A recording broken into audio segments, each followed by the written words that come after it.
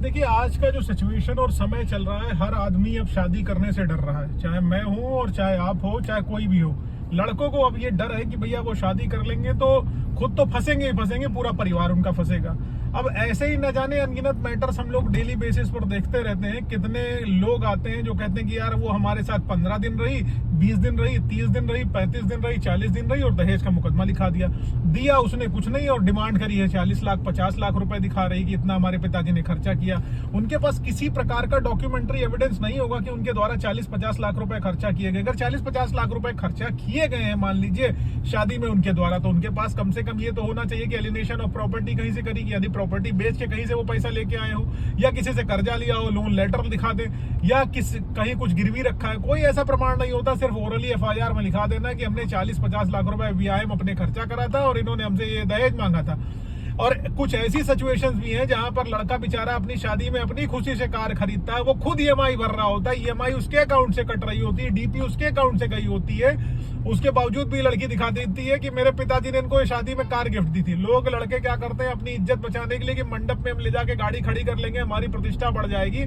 कुछ नहीं होगा, वो लड़की वीडियोग्राफी करा के रखेगी, उसको एज एन एविडेंस बनाएगी कि हमारे पिताजी ने इनको पैसा दिया था और इन्होंने जो है गाड़ी तब खरीदी है। ये कहानी भी होती है। अब दूसरा सीन पे हम बात करें तो दूसरा सीन 498 के मैटर में स्पेशली सेक्शन 84 जो बीएनएस हो गया नए के हिसाब से, उसमें ये कहानी है कि अगर मान लीजिए आपके घर में कोई जो आपका छोटा भाई है या बड़ा भाई है या पिताजी है या बहन है, अनमैरिड सिस्टर्स हैं, तो जो 498 फर्जी मुकदमा लिखाने वाला गैंग है, ये इतने निर्लज हो चुके हैं ये लोग कि ये क्या करते हैं कि आपके ऊपर ही नहीं, आपके ऊपर तो उन्होंने जो एलिगेशन लगाने बतौर हस्बैंड लगा ही दिए। सास के ऊपर लगा देंगे कि हमारे साथ ये मारपीट करती थी, हमें उल्टा कहती थी, डायन कहती थी, हमारे बाल नोचती थी, मारती थी। देवरानी जेठानी के ऊपर एलिगेशन लगा देंगे कि हमें कम दहेज लाने के लिए प्रताड़ित करती थी या अलग अलग तरीके से प्रताड़ित करती थी। मतलब सबके ऊपर उनके द्वारा एलिगेशन लगा दिया जाएगा। और फादर इन लॉ के ऊपर 354 लगा दिए, देवर जेठ के ऊपर 376 लगा दिए।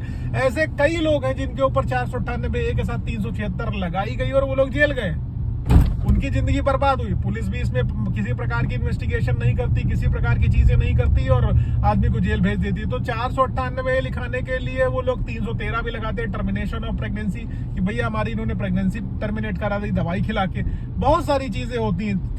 328 लगा देते हैं कि देवर जी ने हमको जो है कोल्ड ड्रिंक में नशीला पदार्थ मिला के हमारे ऊपर सेक्सुअल इंटरकोर्स कर लिया। तो ये सारी चीजें हैं जो फर्जी मुकदमे लिखाने वाले गैंग है वो इस तरीके के कृत्य कर रहे हैं। तो ऐसे अगर कृत्य आपके साथ हो रहे हैं तो डेफिनेटली आपको हाई कोर्ट में क्वेश्चनिंग मूव करनी चाहिए और कोर्ट डेफिनेटली इन सब मैटर्स को जो है इंटरटेन करती है और आपके फेवर में डिसीजन देती है, क्योंकि कोर्ट भी मानती है कि भाई 60-70 साल के बुजुर्ग जो है सेक्सुअल